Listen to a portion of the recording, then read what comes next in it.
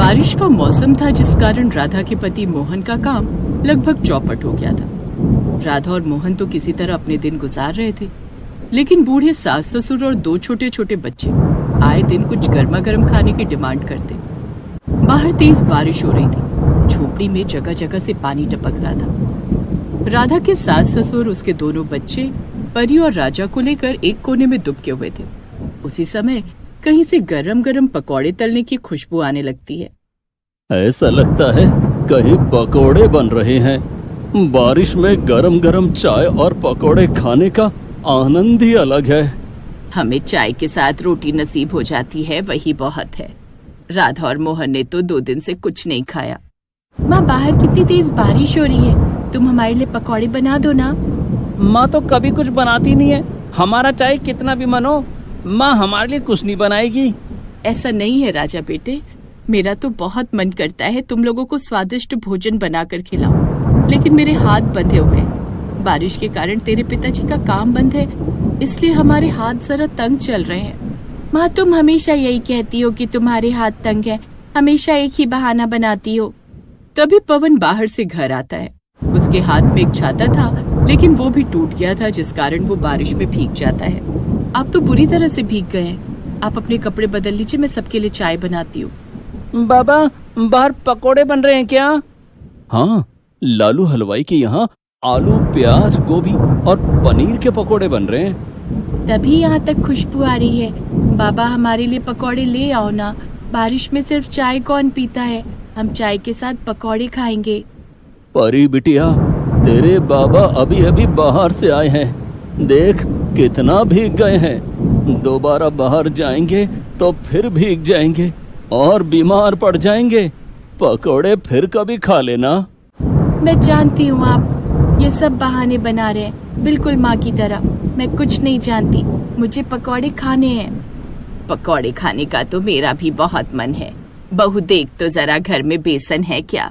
राधा डब्बा खोलकर देखती है तो उसमें थोड़ा सा बेसन रखा था।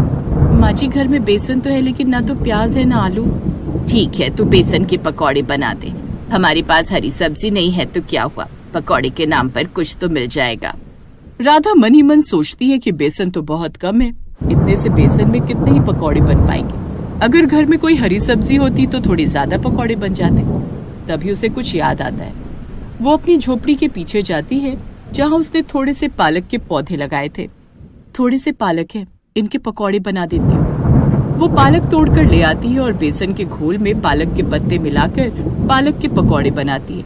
पकौड़ों की खुशबू से पूरा घर खुशी से खिल जाता है। मोहन भी कपड़े बदल कर तैयार था। राधा सबके लिए गरम गरम चाय और पालक के पकौड़े लेकर आती है।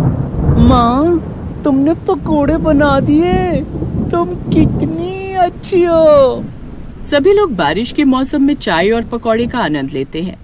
बहू, तेरे हाथों में जादू है क्या? तूने इतने अच्छे पकौड़े बनाने कहाँ से सीखे? माँ जी, मेरी माँ को तरह तरह के पकौड़े बनाने का बहुत शौक है। मैंने माँ से पकौड़े बनाना सीखा है। बाहर बहुत तेज बारिश हो रही है, नहीं तो अब तक पकौड़ों की खुशबू से पड़ोसी खींचे चले आते। चाय पकौड़ों के बीच पंकज मोहन से कहता है, मोहन बेटे, कहीं कुछ बात बनी? काम मिलने के कुछ आसार हैं या नहीं? बाबूजी, आज ही एक सेठ से बात करके आ रहा हूँ। उनका घर बन रहा है और उन्हें कुछ मजदूरों की जरूरत है। उन्होंने कहा है कि कल बारिश नहीं हुई तो काम पर आ जाना। ये तो बहुत अच्छी बात है। उम्मीद करता हूँ कि बारिश का कहर कुछ कम हो जाएगा। लेकिन बारिश ने पंकज की उम्मीद पर पानी फेर दिया। दूसरे दिन भी सुबह से ही लगातार तेज बारिश होती रही। मोहन काम पर जाने के लिए तैयार था। इतनी तेज बारिश में आप काम पर कैसे जाएंगे? यही तो सोच रहा हूँ कि अगर किसी तरह काम पर चला भी गया तो बारिश में सेठ जी के मकान बनने का काम नहीं हो सकेगा। इस तरह तो तेरा धंधा ठप हो जाएगा मोहन बेटे। पता नहीं ये बारिश क्या चाहती है। बारिश रुकने का इंतजार करते करते दिन के 12 बज जाते हैं। राजा और परी राधा से खाना मांगने लगे थे। माँ, आज तुमने हमें खाना नहीं दिया, हमें खाना खिला दो, बहुत भूख लगी है। राजा बेटे, थोड़ी देर और रुक जा।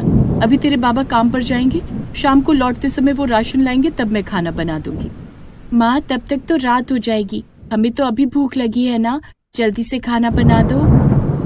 राधा रसोई में जाती है तो देखती है कि रसोई सूनी पड़ी है, न तो आटा है न चावल। राधा सोच ही रही थी कि बच्चों के लिए क्या बनाऊं। उसी समय यशोदा की बहन अपने पति के साथ उनके घर आ जाती है। हे भगवान, इस गरीबी में मेहमान भी आ गए, अब इन्हें क्या खिलाऊंगी। आओ देवकी, इतनी बारिश में इधर कैसे आना हुआ। यशोदा दीदी, हम लोग गांव से लौट रहे हैं, रास्ते में तेज बारिश होने लगी तो तुम्हारे घर चले आए। दीदी, हमारे खेत में कुछ हरी सब्जियां हुई थी, सोचा उन्हें लेकर शहर में बेच देंगे, लेकिन बीच रास्ते में इतनी तेज बारिश होने लगी कि सब्जियों की बोरी पानी में भीग गई। अब शहर जाते जाते ये सब्जियां पानी में गल जाएंगी, सोचा आपके घर दे देंगे। सभी बातें कर रहे थे, तभी राधा मेहमानों के लिए चाय लेकर आती है। मौसी जी, मौसा जी, हमारे घर में इस वक्त आप दोनों को चाय पिलाने के अलावा और कुछ नहीं है।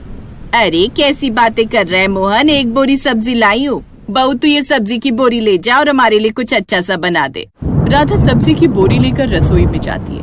वो बोरी खोलकर देखती है तो उसमें कुछ हरी सब्जियां थी और ढेर सारे पालक थे। इसमें तो ज्यादा पालक ही हैं, बाकी सब्जियां बहुत कम हैं। अब पालक के पकौड़े कैसे बनाऊं, घर में बेसन तो है नहीं। तभी राधा के मन में एक ख्याल आता है। वो एक छोटी सी टोकरी में कुछ हरी सब्जियां लेकर घर से बाहर जाती है। बाहर बारिश बहुत तेज हो रही थी। बारिश तो बहुत तेज हो रही है, ऐसे में सब्जी कैसे बेचूंगी।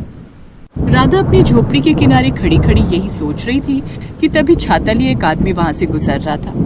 आपकी सब्जियां तो बहुत फ्रेश लग रही हैं।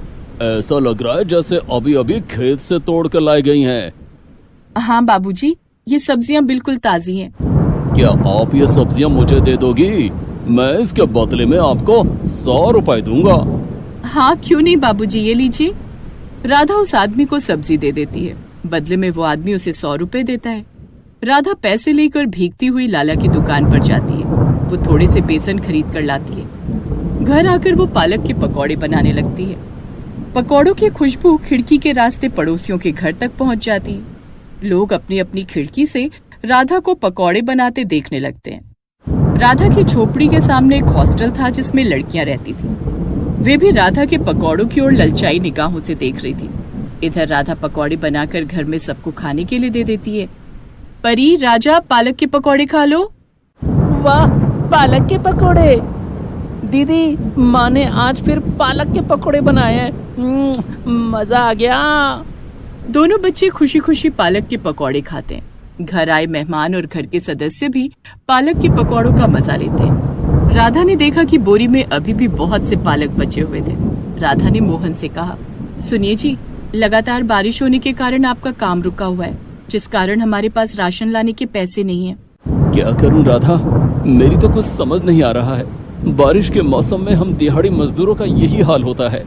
मैं सोच रही थी कि क्यों ना पालक के पकौड़े बनाकर बेचूं। मौसी जी ढेर सारे पालक लेकर आई हैं। बारिश के दिनों में लोग पकौड़े खाना बहुत पसंद करते हैं। लेकिन पालक के पकौड़े बनाने के लिए हमारे पास इतना तेल और बेसन है। मैं अभी 1 किलो बेसन लेकर आई हूँ, जिसमें से आधा किलो बेसन बच गया है। आप लाला जी की दुकान से 1 लीटर तेल ले आइए। पकौड़े बेचकर जो पैसे मिलेंगे उससे हम लाला जी का उधार चुका देंगे। मोहन उसी समय लाला जी की दुकान से तेल उधार लेकर आता है। आधा किलो बेसन से राधा फिर से पालक के पकौड़े बनाती है और अपनी झोपड़ी के बाहर एक टेबल लगाकर वहां पकौड़े सजा देती है। राधा के पास हॉस्टल की लड़कियां पकौड़े खरीदने आने लगती हैं। भाभी जी, पकौड़े कैसे दिए? 50 रुपए के 5 पकौड़े। ठीक है, मुझे 10 पकौड़े दे दो। भाभी जी, घर से बाहर रहकर हमें ऐसे पकवान खाने को तो क्या देखने को भी नहीं मिलते। आप मुझे सारे पकौड़े दे दो, मैं अपने दोस्तों को पार्टी दूंगी। राधा उस लड़की को सारे पकौड़े दे देती है। इस तरह मिनटों में पालक के सारे पकौड़े बिक जाते हैं। सुनिए जी, मैंने पकौड़े बेचकर 500 रुपए कमाए। इनमें से आप लाला जी का उधार चुका दीजिए और थोड़ा बेसन और राशन खरीद लाइए। मोहन ऐसा ही करता है।